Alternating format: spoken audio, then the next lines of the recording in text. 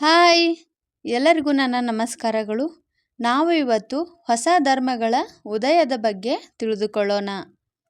ಯಾರೆಲ್ಲ ನನ್ನ ಚಾನಲನ್ನು ಸಬ್ಸ್ಕ್ರೈಬ್ ಮಾಡಿಲ್ಲ, ಪ್ಲೀಸ್ ಸಬ್ಸ್ಕ್ರೈಬ್ ಮಾಡ್ಕೊಳ್ಳಿ.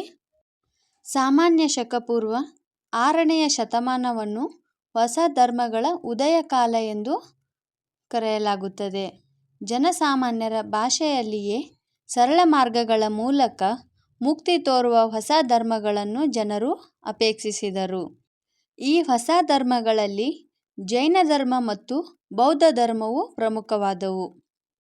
ಭಾರತದಲ್ಲಿ ಹೊಸ ಧರ್ಮಗಳ ಉದಯಕ್ಕೆ ಪ್ರಮುಖ ಕಾರಣಗಳನ್ನು ನಾವು ಮೊದಲು ತಿಳಿದುಕೊಳ್ಳೋಣ. ಮೊದಲನೆಯದಾಗಿ ಸಾಮಾಜಿಕ ಕಾರಣಗಳು. ವೈದಿಕ ಕಾಲದಲ್ಲಿ ಬ್ರಾಹ್ಮಣರು, ಕ್ಷತ್ರಿಯ, ವೈಶ್ಯ ಮತ್ತು ಶೂದ್ರ ಎಂಬ 4 ವರ್ಣಗಳಿದ್ದವು. ಈ ವರ್ಣ ವ್ಯವಸ್ಥೆಯ ಕಾರಣ ಕೆಲವರಿಗೆ ಅಷ್ಟೇ ವಿದ್ಯಾಭ್ಯಾಸದ ಹಕ್ಕು ದೊರೆಯುತ್ತಿತ್ತು. ಇದರಿಂದ ಇನ್ನುಳಿದ ವರ್ಗಗಳು ಶಿಕ್ಷಣದಿಂದ ಶೋಷಿತರಾದರು. ಅಸ್ಪೃಶ್ಯತೆ ಮತ್ತು ಜಾತಿ ಆಧಾರಿತ ಶೋಷಣೆ, ಅಂದರೆ ಶೂದ್ರರು ಮತ್ತು ಅತಿಶೂದ್ರರು ಅಸ್ಪೃಶ್ಯರಾಗಿದ್ದರು. ಇವರ ಮೇಲೆ ಹಿಂಸೆ ಮತ್ತು ದೌರ್ಜನ್ಯ ನಡೆಯುತ್ತಿತ್ತು ಹಾಗೂ ಇವರನ್ನು ದೇವಸ್ಥಾನವನ್ನು ಪ್ರವೇಶಿಸದಂತೆ ನಿರ್ಬಂಧಿಸಲಾಗಿತ್ತು. ಮುಂದೆ ವೈದಿಕ ಧರ್ಮದಲ್ಲಿದ್ದ ಮಹಿಳೆಯ ಹಕ್ಕುಗಳು ತದನಂತರದ ಕಾಲದಲ್ಲಿ ಕಡಿಮೆಯಾದವು.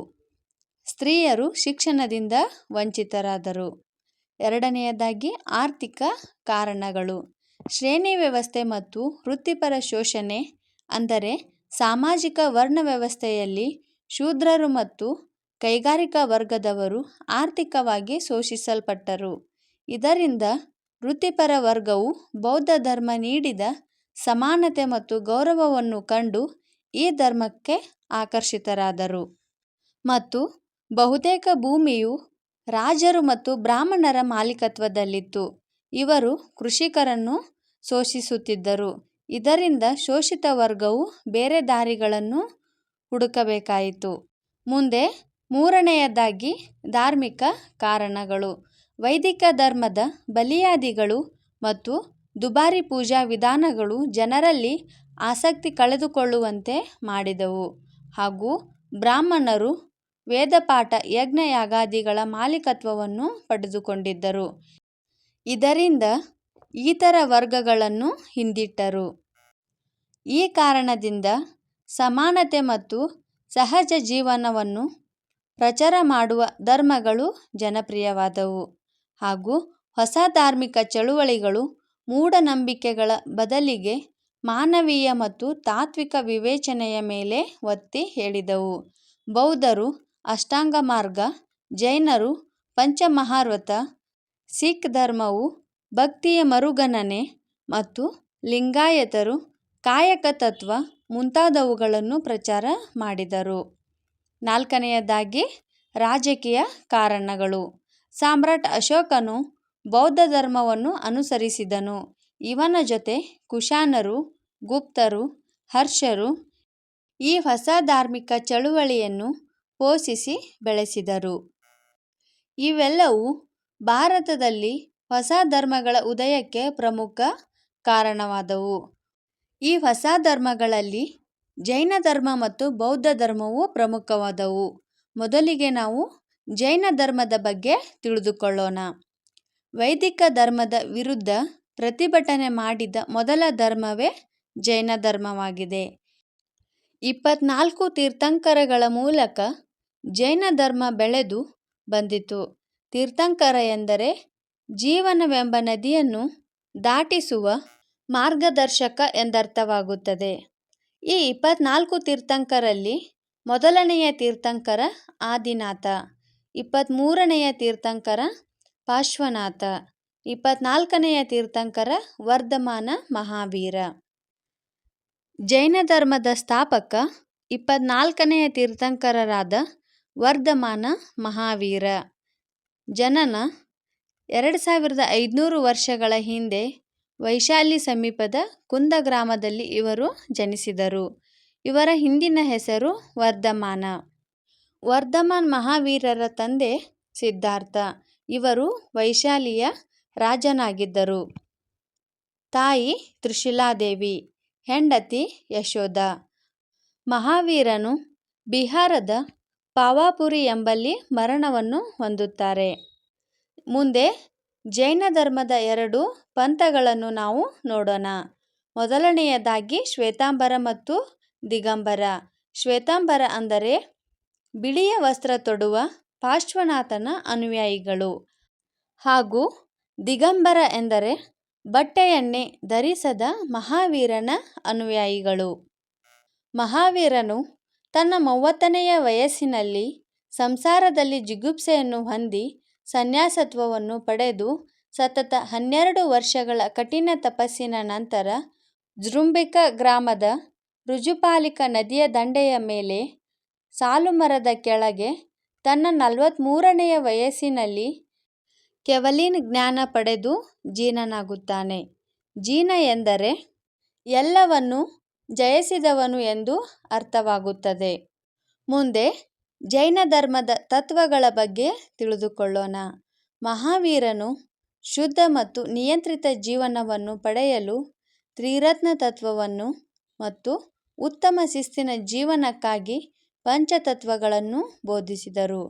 ತ್ರಿರತ್ನ ತತ್ವಗಳು ಅಂದರೆ ಸರಿಯಾದ ನಂಬಿಕೆ, ಸರಿಯಾದ ಜ್ಞಾನ ಮತ್ತು ಸರಿಯಾದ ನಡವಳಿಕೆಗಳು. ಹಾಗೆ ಪಂಚತತ್ವಗಳು ಅಂದರೆ ಅಹಿಂಸೆ ಅಂದರೆ ಯಾವುದೇ ಪ್ರಾಣಿ ಹಿಂಸೆ ಮಾಡದಿರುವುದು. ಎರಡನೆಯದಾಗಿ ಸತ್ಯ, ಸತ್ಯವನ್ನೇ ನುಡಿಯುವುದು. ಅಪರಿಗ್ರಹ, ಅವಶ್ಯಕತೆಗಿಂತ ಹೆಚ್ಚಿನ ಆಸ್ತಿ ಸಂಗ್ರಹಿಸಬಾರದು. ಹಾಗೆ ಆಸ್ಥೇಯ, ಕಳ್ಳತನ ಮಾಡದಿರುವುದು. ಐದನೆಯದಾಗಿ ಬ್ರಹ್ಮಚರ್ಯ, ಸನ್ಯಾಸತ್ವವನ್ನು ಸ್ವೀಕರಿಸುವುದು. ಮುಂದೆ ಜೈನ ಧರ್ಮದ ಪ್ರಸಾರ. ಆರಂಭದಲ್ಲಿ ಜೈನ ಧರ್ಮವು ಕೋಸಲ, ಮಗಧ, ವಿದೇಹ ಮತ್ತು ಅಂಗರಾಜ್ಯಗಳಿಗೆ ಮಾತ್ರ ಸೀಮಿತವಾಗಿತ್ತು. ಅಜಾತಶತ್ರು, ಬಿಂಬಸಾರ, ಚಂದ್ರಗುಪ್ತ ಮೌರ್ಯ ಮುಂತಾದ ರಾಜರು ನೀಡಿದ ಪ್ರೋತ್ಸಾಹದಿಂದಾಗಿ ಭಾರತದಾದ್ಯಂತ ಜೈನ ಧರ್ಮವು ಪ್ರಸಾರವಾಯಿತು. ಚಂದ್ರಗುಪ್ತನ ಕೊನೆಯ ಕಾಲದಲ್ಲಿ ಉತ್ತರ ಭಾರತದಲ್ಲಿ ಕ್ಷಾಮ ಉಂಟಾಯಿತು. ಇದರ ಪರಿಣಾಮವಾಗಿ ಚಂದ್ರಗುಪ್ತ ಮೌರ್ಯನು ಭದ್ರಬಾಹುವಿನ ಜೊತೆ ಶ್ರವಣಬೆಳಗೊಳಕ್ಕೆ ವಲಸೆ ಬರುತ್ತಾನೆ. ಅವನು ಚಂದ್ರಗಿರಿ ಬೆಟ್ಟದ ಮೇಲೆ ನೆಲೆಸಿ ಸಲ್ಲೇಖನ ವ್ರತವನ್ನು ಆಚರಿಸಿ ಸಾವನ್ನಪ್ಪುತ್ತಾನೆ. ನಂತರ ಕದಂಬರು, ಗಂಗರು, ಚಾಲುಕ್ಯರು, ರಾಷ್ಟ್ರಕೂಟರು ಜೈನ ಧರ್ಮಕ್ಕೆ ಆಶ್ರಯವನ್ನು ನೀಡುತ್ತಾರೆ. ಇದರಿಂದ ಭಾರತದ ಇತರ ಭಾಗಗಳಾದ ಕರ್ನಾಟಕ, ಗುಜರಾತ್ ಮತ್ತು ರಾಜಸ್ಥಾನಗಳಲ್ಲಿಯೂ ಕೂಡ ಜೈನ ಧರ್ಮವು ಪ್ರಸಾರವಾಗುತ್ತದೆ. ಮುಂದೆ ಈ ಜೈನ ಧರ್ಮದ ಸಭೆಗಳ ಬಗ್ಗೆ ತಿಳಿದುಕೊಳ್ಳೋಣ. ಜೈನ ಧರ್ಮದ ಮೊದಲ ಸಭೆ ಸಾಮಾನ್ಯ ಶಕ ಪೂರ್ವ 3000ರಲ್ಲಿ ಪಾಟಲಿಪುತ್ರದಲ್ಲಿ ಜರುಗಿತು. ಈ ಜೈನ ಧರ್ಮದ ಪವಿತ್ರ ಗ್ರಂಥಗಳನ್ನು ಸಂಗ್ರಹಿಸಿ ಜ್ಞಾನವನ್ನು ಪುನರುಜ್ಜೀವನಗೊಳಿಸುವುದು ಇದರ ಮುಖ್ಯ ಉದ್ದೇಶವಾಗಿತ್ತು. ಹಾಗೆ ಎರಡನೇ ಸಭೆಯು ಸಾಮಾನ್ಯ ಶಕ 512ರ ಸುಮಾರಿಗೆ ಗುಜರಾತಿನ ವಲ್ಲಭಿಯಲ್ಲಿ ಜರುಗಿತು. ಇಲ್ಲಿ ಜೈನ ಧರ್ಮದ ಪವಿತ್ರ ಗ್ರಂಥಗಳನ್ನು ಸಂಗ್ರಹಿಸಿ ಕ್ರಮಬದ್ಧವಾಗಿ ಬರೆಯಲಾಯಿತು. ಈ ಜೈನ ಧರ್ಮದ ಪವಿತ್ರ ಗ್ರಂಥ ಅಂದರೆ ಅದು ದ್ವಾದಶಾಂಗ. ಮುಂದೆ ಜೈನ ಧರ್ಮದ ಕೊಡುಗೆಗಳ ಬಗ್ಗೆ ತಿಳಿದುಕೊಳ್ಳೋಣ. ಅಹಿಂಸೆ ಎಂಬ ಸಿದ್ಧಾಂತದಿಂದಾಗಿ ಯಜ್ಞಯಾಗಾದಿಗಳಲ್ಲಿ ನಡೆಯುತ್ತಿದ್ದ ಪ್ರಾಣಿ ಬಲಿ ನಿಂತಿತು. ಹಾಗೆ ಜಾತಿ ಪದ್ಧತಿಯನ್ನು ವಿರೋಧಿಸಿದ್ದರಿಂದಾಗಿ ವಿವಿಧ ಕೆಳವರ್ಗದ ಜನರು ಜೈನ ಧರ್ಮದಲ್ಲಿ ಸಮಾನತೆಯನ್ನು ಕಂಡುಕೊಂಡರು. ಜೈನರ ಬಸದಿಗಳು ಕರ್ನಾಟಕದಲ್ಲಿಯೂ ನಾವು ಕಾಣಬಹುದು. ಅದರಲ್ಲಿ ಜಗದ್ವಿಖ್ಯಾತವಾದ ಶ್ರವಣಬೆಳಗೊಳದ ಬಾಹುಬಲಿಯ ವಿಗ್ರಹವೂ ಕೂಡ ಒಂದು. ಇದನ್ನು ಗಂಗರಾಜರ ಮಂತ್ರಿಯಾಗಿದ್ದ ಚಾವುಂಡರಾಯನು ಕೆತ್ತಿಸಿದನು. ಉದಯಗಿರಿಯ ಹುಲಿಗುಹೆ, ಎಲ್ಲೋರಾದ ಇಂದ್ರಸಭೆ ಗುಹೆ, ಬುಂದೇಲ್ಖಂಡದ ಖಜುರಾಹೊ, ಚಿತ್ತೋರಿನ ಆದಿನಾಥ ದೇಗುಲ, ಒರಿಸ್ಸಾದ ಆದಿಕುಂಪ ಗುಹಾಂತರ ದೇವಾಲಯ ಮುಂತಾದವು ಜೈನರ ವಾಸ್ತುಶಿಲ್ಪದ ಅಮೋಘ ಕೊಡುಗೆಗಳಾಗಿವೆ. ಮುಂದೆ ಜೈನ ಧರ್ಮದ ಅವನತಿಗೆ ಕಾರಣಗಳು. ರಾಜಮನೆತನದ ಪ್ರೋತ್ಸಾಹವನ್ನು ಜೈನ ಧರ್ಮವು ಕಳೆದುಕೊಂಡಿತು. ಮಹಾವೀರರು ಪ್ರತಿಪಾದಿಸಿದ ಕಠಿಣ ತಪಸ್ಸು ಮತ್ತು ತತ್ವಗಳು ಜೈನ ಧರ್ಮದ ಅವನತಿಗೆ ಕಾರಣವಾಯಿತು. ಜೈನ ಧರ್ಮದ ವಿಭಜನೆ, ಹಿಂದೂ ಧರ್ಮದ ಉದಯ ಮತ್ತು ಪ್ರಬಲ ಹಿಂದೂ ಸಾಮ್ರಾಜ್ಯಗಳ ಸ್ಥಾಪನೆ. ಇಸ್ಲಾಂ ಧರ್ಮ ಹೊರಹೊಮ್ಮುವಿಕೆಯಿಂದ ಜೈನ ಧರ್ಮದ ಅನುಯಾಯಿಗಳು ಇಸ್ಲಾಂಗೆ ಮತಾಂತರಗೊಂಡರು. ಹಾಗೆ ಬೌದ್ಧ ಧರ್ಮದ ಪ್ರಾಬಲ್ಯತೆ ಕೂಡ ಹೆಚ್ಚಿತು. ಈ ಎಲ್ಲ ಕಾರಣಗಳಿಂದಾಗಿ ಜೈನ ಧರ್ಮವು ಅವನತಿಯನ್ನು ಹೊಂದಿತು. ಮುಂದೆ ಬೌದ್ಧ ಧರ್ಮದ ಬಗ್ಗೆ ತಿಳಿದುಕೊಳ್ಳೋಣ. ಬೌದ್ಧ ಧರ್ಮದ ಸ್ಥಾಪಕ ಗೌತಮ ಬುದ್ಧ. ಇವನು ನೇಪಾಳದ ಕಪಿಲವಸ್ತು ಸಮೀಪದ ಲುಂಬಿನಿ ಎಂಬಲ್ಲಿ ಜನನವನ್ನು ಹೊಂದುತ್ತಾನೆ. ಇವನ ಬಾಲ್ಯದ ಹೆಸರು ಸಿದ್ಧಾರ್ಥ. ಹಾಗೆ ತಂದೆ ಶುದ್ಧೋಧನ, ತಾಯಿ ಮಾಯಾದೇವಿ, ಪತ್ನಿ ಯಶೋಧರೆ, ಪುತ್ರ ರಾಹುಲ. ಹಾಗೆ ಬುದ್ಧನಿಗೆ ಜ್ಞಾನೋದಯವಾದ ಸ್ಥಳ ಎಂದರೆ ಅದು ಬಿಹಾರದ ಗಯಾ. ಇದನ್ನು ಬುದ್ಧ ಗಯಾ ಎಂದು ಕೂಡ ಕರೆಯುತ್ತಾರೆ. ಹಾಗೆ ಬುದ್ಧನು ಬಿಹಾರದ ಕುಶಿನಗರ ಎಂಬಲ್ಲಿ ಮರಣವನ್ನು ಹೊಂದುತ್ತಾನೆ. ಬುದ್ಧನ ಮೊದಲ ಉಪದೇಶ ಉತ್ತರ ಪ್ರದೇಶದ ವಾರಣಾಸಿಯ ಬಳಿ ಸಾರನಾಥ ಎಂಬಲ್ಲಿ ಮಾಡುತ್ತಾನೆ. ಬುದ್ಧನ ಉಪದೇಶ ಇರುವ ಪ್ರಾಚೀನ ಗ್ರಂಥ ಎಂದರೆ ಅದು ಸುತ್ತ ಪಿಟಕ. ಇದು ಪಾಲಿ ಭಾಷೆಯಲ್ಲಿದೆ. ಬುದ್ಧ ಎಂದರೆ ಜ್ಞಾನಿ ಅಥವಾ ತಿಳಿದವನು ಎಂದು ಅರ್ಥವಾಗುತ್ತದೆ. ಬೌದ್ಧರ ಪವಿತ್ರ ಗ್ರಂಥಗಳು ಅಂದರೆ ಅದು ತ್ರಿಪಿಟಕಗಳು. ಅವು ಎಂದರೆ ವಿನಯ ಪೀಠಕ, ಸುತ್ತ ಪೀಠಕ ಮತ್ತು ಅಭಿಧಮ್ಮ ಪೀಠಕ. ಬುದ್ಧನು ಜೀವನ ನಶ್ವರವೆಂದು ತಿಳಿದು ಸಾಂಸಾರಿಕ ಜೀವನದಲ್ಲಿ ಜಿಗುಪ್ಸೆಗೊಂಡು ತನ್ನ 29ನೆಯ ವಯಸ್ಸಿನಲ್ಲಿ ಒಂದು ರಾತ್ರಿ ತನ್ನ ನೆಚ್ಚಿನ ಸೇವಕ ಚೆನ್ನ ಮತ್ತು ಪ್ರೀತಿಯ ಕುದುರೆಯಾದ ಕಂತಕನ ಕುದುರೆಯನ್ನೇರಿ ಸಂಸಾರವನ್ನು ತ್ಯಜಿಸಿದನು. ಬುದ್ಧನ ಈ ಮಹಾಘಟನೆಯನ್ನು ಮಹಾಪರಿತ್ಯಾಗ ಎಂದು ಕರೆಯುತ್ತಾರೆ. ಹಲವು ವರ್ಷಗಳ ದೈಹಿಕ ದಂಡನೆ, ಜ್ಞಾನ ಮಾರ್ಗ ಮತ್ತು ಸತ್ಯದ ಅನ್ವೇಷಣೆಯಲ್ಲಿ ತೊಡಗಿದನು. ಕೊನೆಗೆ ತನ್ನ 35ನೆಯ ವಯಸ್ಸಿನಲ್ಲಿ ಬೋಧಗಯಾ ಹತ್ತಿರವಿರುವ ಉರವೇಲು ಗ್ರಾಮದ ನಿರಂಜನ ಅಥವಾ ನೀಲಾಂಜನ ನದಿಯ ದಂಡೆಯ ಮೇಲೆ ಅರಳಿ ಮರದ ಕೆಳಗೆ ವೈಶಾಖ ಶುದ್ಧ ಪೂರ್ಣಿಮೆಯ ದಿನದಂದು ಜ್ಞಾನೋದಯವನ್ನು ಪಡೆದುಕೊಂಡನು. ನಂತರ ಸಿದ್ಧಾರ್ಥನು ಬುದ್ಧ ಅಥವಾ ತಥಾಗತವೆಂದು ಕರೆಯಲ್ಪಟ್ಟನು. ಬುದ್ಧ ಎಂದರೆ ಜ್ಞಾನಿ, ತಥಾಗತ ಎಂದರೆ ಸತ್ಯವನ್ನು ಅರಿತವನು ಎಂದರ್ಥವಾಗುತ್ತದೆ. ಬುದ್ಧನು ಪ್ರಥಮ ಬೋಧನೆ ಉತ್ತರ ಪ್ರದೇಶದ ಸಾರನಾಥದ ಜಿಂಕೆವನದ ಬಳಿ ತನ್ನ 5 ಜನ ಶಿಷ್ಯರಾದ ಕೊಂಡನ್, ಯಪು, ಅಶ್ವಿಜ, ಬಲ್ವಜ ಮತ್ತು ಮಹಾನಾಮರಿಗೆ ಬೋಧನೆಯನ್ನು ಬೋಧಿಸಿದನು. ಈ ಘಟನೆಯನ್ನು ಧರ್ಮಚಕ್ರ ಪ್ರವರ್ತನ ಎಂದು ಕರೆಯಲಾಗುತ್ತದೆ. ಬುದ್ಧನ ಜೀವನದಲ್ಲಿ ಬಂದಂತಹ ಪ್ರಮುಖ ವ್ಯಕ್ತಿಗಳ ಬಗ್ಗೆ ತಿಳಿದುಕೊಳ್ಳೋಣ. ಮಾರ ಎಂಬ ವ್ಯಕ್ತಿಯು ಬುದ್ಧನು ಜ್ಞಾನದಲ್ಲಿದ್ದಾಗ ತೊಂದರೆಯನ್ನು ನೀಡಿದವನು. ಅಂಗುಲಿಮಾಲ ಬುದ್ಧನಿಂದ ಮನಪರಿವರ್ತನೆ ಹೊಂದಿದ ರಾಕ್ಷಸ ಪ್ರವೃತ್ತಿಯ ಕಳ್ಳ. ಕಿಸಾ ಗೌತಮಿ ಬುದ್ಧನ ನೆಚ್ಚಿನ ಶಿಷ್ಯ. ಹಾಗೆ ಕಶ್ಯಪ ಎಂಬ ವ್ಯಕ್ತಿಯು ಬುದ್ಧನ ಮಹಾಪ್ರಚಂಡ ವಿದ್ವಾಂಸ. ಉಪಾಲಿ ಎಂಬುವವನು ಬುದ್ಧನ ಕ್ಷೌರಿಕನಾಗಿದ್ದನು. ಸುಜಾತ ಜ್ಞಾನೋದಯದ ಮುಂಚೆ ಬುದ್ಧನಿಗೆ ಭಿಕ್ಷೆ ನೀಡಿದ ಮಹಿಳೆಯಾಗಿದ್ದಳು. ಆನಂದ ಎಂಬುವವನು ಬುದ್ಧನಿಗೆ ಅತ್ಯಂತ ಪ್ರಿಯವಾದ ಶಿಷ್ಯನಾಗಿದ್ದನು. ಆಮ್ರಪಾಲಿ ಬುದ್ಧನಿಂದ ಮನಪರಿವರ್ತನೆ ಹೊಂದಿದ ವೇಶ್ಯೆ. ಯಶ್ ಬುದ್ಧನ ಶ್ರೀಮಂತ ಶಿಷ್ಯ. ಸುಭದ್ರ ಮತ್ತು ಆನಂದ ಎಂಬುವವರು ಬುದ್ಧನ ಕೊನೆಯ ಬೋಧನೆಯನ್ನು ಕೇಳಿದವರಾಗಿದ್ದಾರೆ. ಇವರೆಲ್ಲರೂ ಬುದ್ಧನ ಜೀವನದಲ್ಲಿ ಬಂದಂತಹ ಪ್ರಮುಖ ವ್ಯಕ್ತಿಗಳಾಗಿದ್ದಾರೆ. ಮುಂದೆ ನಾವು ಬೌದ್ಧ ಧರ್ಮದ ತತ್ವಗಳ ಬಗ್ಗೆ ತಿಳಿದುಕೊಳ್ಳೋಣ.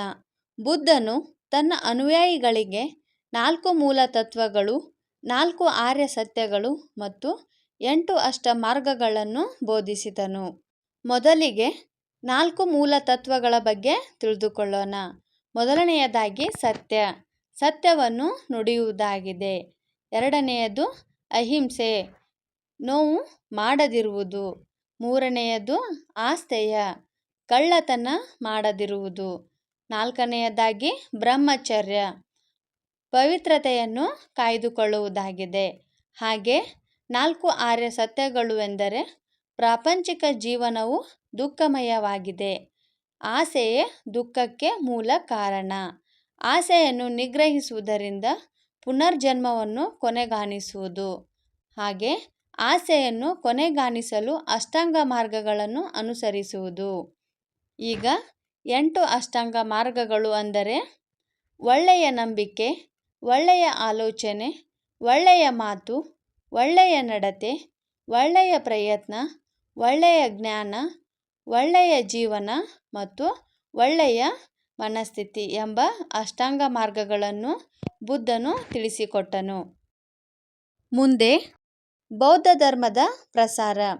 ಬೌದ್ಧ ಬಹುಧರ್ಮದ ಬೋಧನೆಗಳು ಸರಳ ಮತ್ತು ಸುಲಭವಾಗಿ ಅನುಸರಿಸುವಂಥವುಗಳಾಗಿದ್ದರಿಂದ ಜನರು ಬೌದ್ಧ ಧರ್ಮವನ್ನು ಬಹುಬೇಗ ಒಪ್ಪಿಕೊಂಡರು.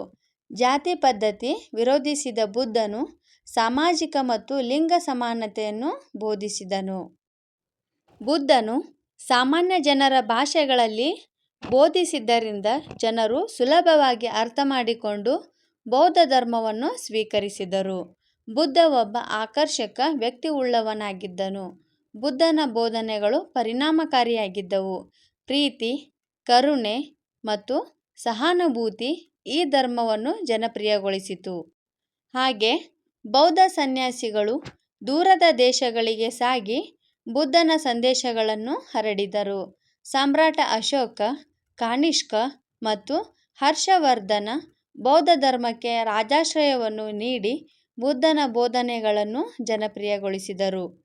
ಮುಂದೆ ಬೌದ್ಧ ಧರ್ಮದ ಸಭೆಗಳು. 1ನೇ ಬೌದ್ಧ ಧರ್ಮದ ಸಭೆಯು ಸಾಮಾನ್ಯ ಶಕ ಪೂರ್ವ 483ರಲ್ಲಿ ರಾಜಗೃಹದಲ್ಲಿ ಜರುಗಿತು.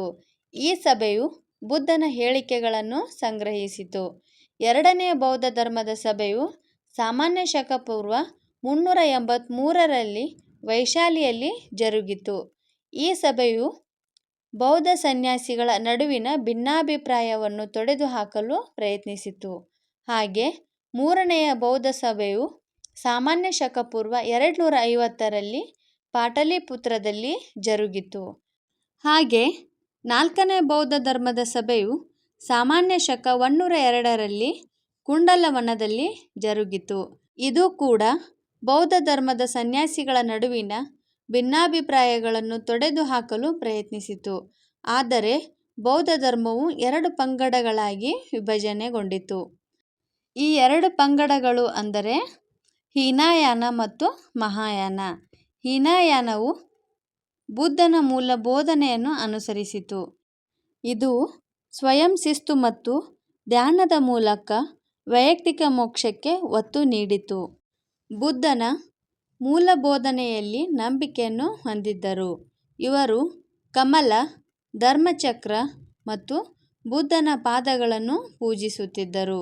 ಬುದ್ಧನ ಮೂರ್ತಿ ಪೂಜೆಯಲ್ಲಿ ನಂಬಿಕೆ ಇರಲಿಲ್ಲ. ಕರ್ಮಕ್ಕೆ ಪ್ರಾಮುಖ್ಯತೆಯನ್ನು ನೀಡಿದರು. ಆಡು ಭಾಷೆಯನ್ನು ಬಳಕೆ ಮಾಡುತ್ತಿದ್ದರು. ಬರ್ಮಾ, ಥೈಲ್ಯಾಂಡ್, ಸಿಲೋನ್, ಕಾಂಬೋಡಿಯಾದಲ್ಲಿ ಬೌದ್ಧ ಧರ್ಮದ ಬಗ್ಗೆ ಪ್ರಚಾರವಾಯಿತು. ಸಮ್ರಾಟ ಅಶೋಕನು ಈ ಪಂಥವನ್ನು ಪ್ರೋತ್ಸಾಹಿಸಿದನು. ಮುಂದೆ ಮಹಾಯಾನ. ಮಹಾಯಾನದ ಅನುಯಾಯಿಗಳು ಬುದ್ಧನನ್ನು ದೇವರೆಂದು ಪರಿಗಣಿಸುತ್ತಿದ್ದರು. ಬೌದ್ಧ ಧರ್ಮದ ತತ್ವ ಮತ್ತು ನಿಯಮಗಳಿಗಿಂತ ಬೋಧಿಸತ್ವದಲ್ಲಿ ನಂಬಿಕೆಯನ್ನು ಹೊಂದಿದ್ದರು. ಇಲ್ಲಿ ಬೋಧಿ ಎಂದರೆ ಜ್ಞಾನೋದಯ ಮತ್ತು ಸತ್ವ ಎಂದರೆ ಇರುವುದು ಎಂದರ್ಥವಾಗುತ್ತದೆ. ಇವರು ಮೂರ್ತಿಪೂಜೆಯಲ್ಲಿ ನಂಬಿಕೆಯನ್ನು ಹೊಂದಿದ್ದರು.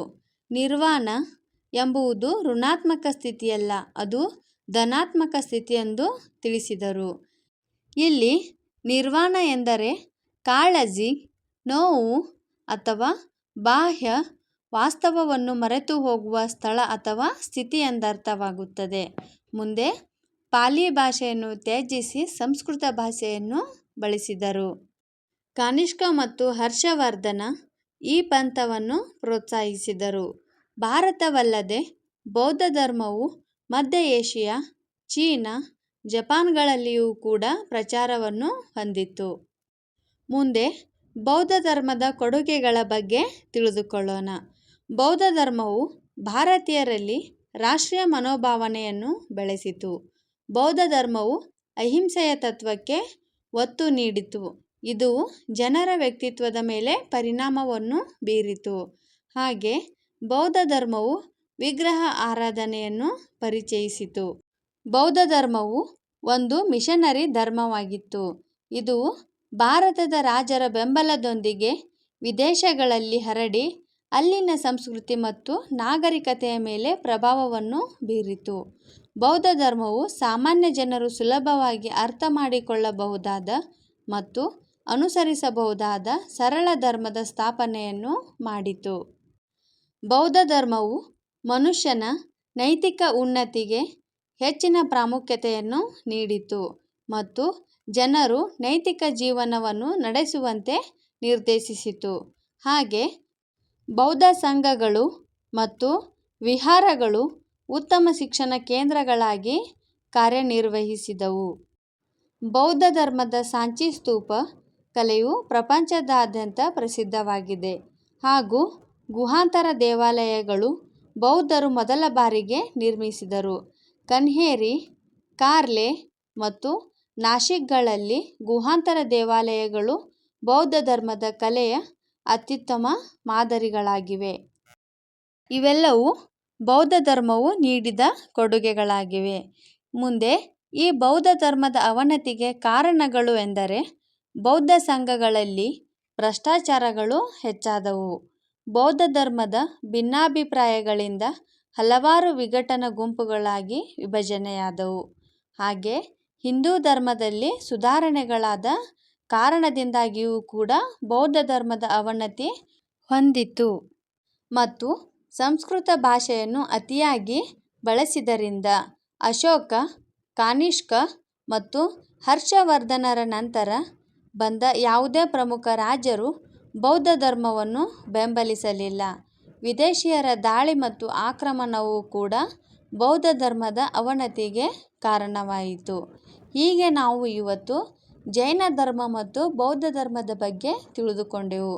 ಹೀಗೆ ಇನ್ನೂ ಹೆಚ್ಚಿನ ವಿಡಿಯೋಗಳಿಗಾಗಿ ದಯವಿಟ್ಟು ನನ್ನ ಚಾನಲನ್ನು ಸಬ್ಸ್ಕ್ರೈಬ್ ಮಾಡಿ, ಲೈಕ್ ಮಾಡಿ ಹಾಗೆ ಫಾಲೋ ಮಾಡಿ.